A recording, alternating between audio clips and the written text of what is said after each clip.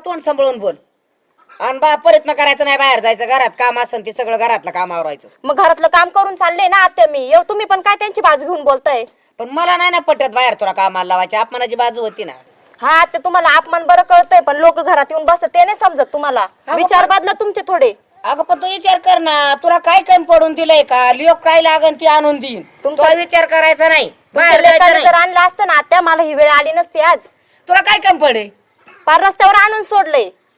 अशी कशी बोलते ग? तुमच्या सोबत डोकं लावून काहीच फायदा नाही. चालले मी. अगो बाय, अरे बघ, अरे पूजा बायको चालू तिला बघ. बघतो पूजा तिला बघतो, आलोच माझ्याकडे. हा, ये घेऊन. चालले मी. कुठे चालली तू? कुठं चालली म्हणजे सोडा बरं मला तुम्ही. नाही जायचं कुठे?